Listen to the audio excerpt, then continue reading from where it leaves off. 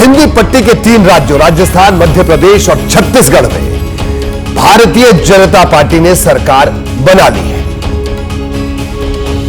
उसने सबको ऐलान कर दिया।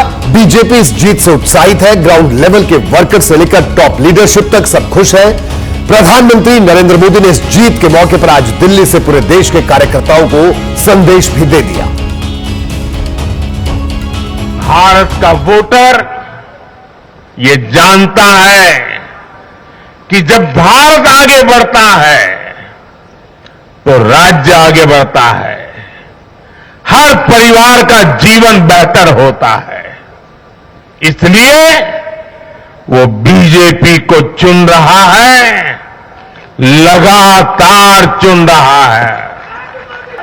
और कुछ लोग तो कह रहे हैं कि आज की इस हैट्रिक ने 24 की हैट्रिक की गारंटी दे दी है। राजस्थान, मध्य प्रदेश और छत्तीसगढ़ बीजेपी को सिर्फ चुनावी सफलता नहीं मिली इन राज्यों में, इसका सियासी प्रयोग भी सफल हुआ। यह प्रयोग है बिना सीएम फेस का ऐलान किए चुनाव लड़ना।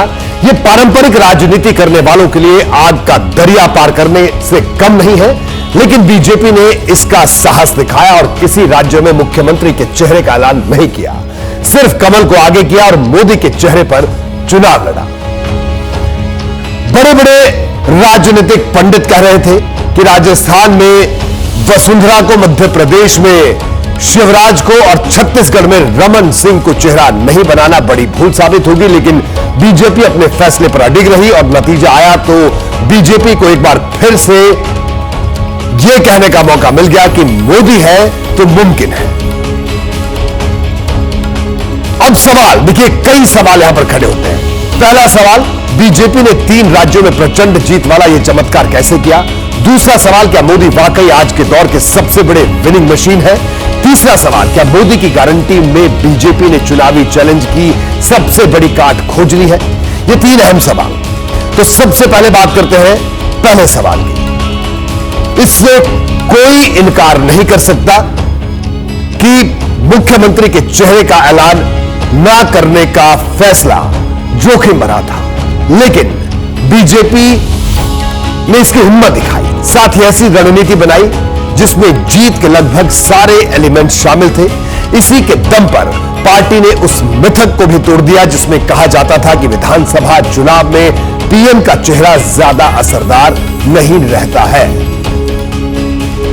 प्रधानमंत्री ने कहा कि मोदी की गारंटी है। तो ये पूरा चुनाव मोदी के चेहरे पर लड़ा गया, मैजिक की बात नहीं, लेकिन मोदी के चेहरे पर लड़ा गया और उसने इस तिलिस्म को तोड़ा जो हम लोग अक्सर चर्चा करते रहे कि विधानसभा चुनावों में मोदी का चेहरा नहीं चलता है। जो चर्चा कर्नाटक और हिमाचल के चुनाव नतीजों के बाद भी हुई, उस तिलिस्म को गलत साबित किया।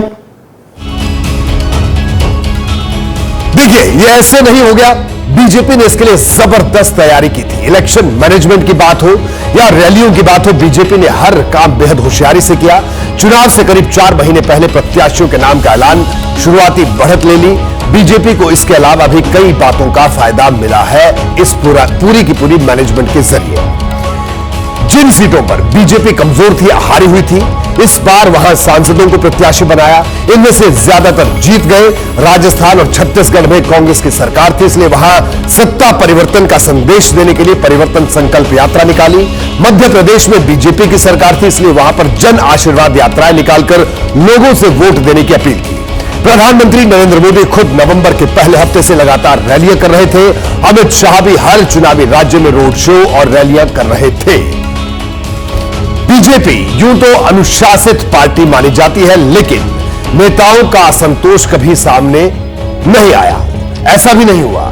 यह खतरा इस बार भी भारतीय जनता पार्टी को सता रहा था, क्योंकि वसुंधरा राजे हो या शिवराज सिंह चौहान हो या रमन सिंह, बीजेपी ने इन्हें मुख्यमंत्री पद के लिए चेहरा नहीं बनाया। ये सब अपने अपने इलाके में काफी ताकतवर माने जाते हैं। इनकी नाराजगी पार्टी को भारी पड़ सकती थी, लेकिन पार्टी ने ऐसा नहीं होने दिया। इन सबको एकजुट रखा। वसुंधरा राजे शुरू में थोड़ी खींची रही, लेकिन बाद में वो भी एक्टिव हो गई। वसुंधरा राजे ने राजस्थान में 100 से ज्यादा रैलियां की। शिवराज सिंह चौहान ने भी मध्य प्रदेश में ताबड़तोड़ रैलियां की। रमन सिंह भी छत्तीसगढ़ में लगातार एक्टिव रहे। बीजेपी के नेताओं ने तो दिवाली के दिन भी रैलियां अपनी नहीं रोकी।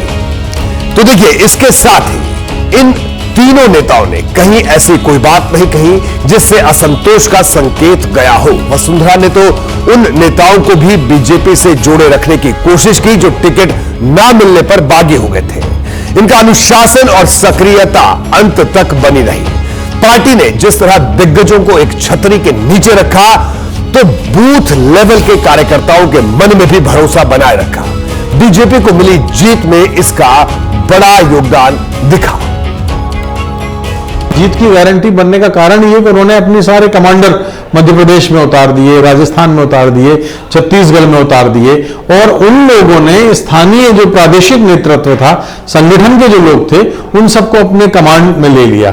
तो सबको ये लगा कि अब मोदी नाम का एक ऐसा तिलिस्म हमारे सामने आ गया है जो पार्टी को जीत दिलाएगा। आज तक देखिए, कभी आप मोदी का अगर राजनीतिक इतिहास देखें तो कभी अपोजिशन में रहे ही नहीं, वो एक बार भी प्रतिपक्ष की बेंच पर नहीं बैठे। राजस्थान, मध्य प्रदेश और छत्तीसगढ़ में बीजेपी के नेताओं ने मोदी के फैसले पर भरोसा दिखाया, तो जनता ने भी मोदी के चेहरे पर मुहर लगा दी। अब पार्टी के सारे नेता जीत का क्रेडिट प्रधानमंत्री को दे रहे हैं और कह रहे हैं कि आगे भी मोदी का नाम जीत दिलवाता रहेगा। मध्य प्रदेश के मन में मोदी जी हैं और मोदी जी के मन में मध्य प्रदेश है। अमित भाई ने जो रणनीति बनाई, ये उसका परिणाम है। नड्डा जी का हमें मार्गदर्शन मिला। हमारे माननीय प्रधानमंत्री जी, उनकी वजह से हम लोग राजस्थान जीते, मध्य प्रदेश जीते हैं और छत्तीसगढ़ जीते हैं। इतनी बड़ी जीत की उम्मीद नहीं थी, उम्मीद से ज्यादा बढ़कर जीत मिली। भारतीय जनता पार्टी के कार्यकर्ताओं की जीत है, नरेंद्र मोदी के गारंटी की योजनाओं की जीत है, अमित शाह और नड्डा जी के मेहनत की जीत है, भारतीय जनता पार्टी के एक एक कार्यकर्ताओं की मेहनत है, जिसकी वजह से आज ये रुझान हम देख रहे हैं। इसके अलावा भी कांग्रेस के खिलाफ कई मोर्चों पर प्रधानमंत्री भारी पड़े। देखिए, कांग्रेस ने गारंटी वाली योजनाओं के वायदे किए, तो प्रधानमंत्री मोदी ने भी अपनी गारंटी दी। कांग्रेस ने जातिगत जनगणना की, तो मोदी हर रैली में गरीबों, महिलाओं और युवाओं की बात करते रहे। तो ये तमाम बातें देखने को मिली।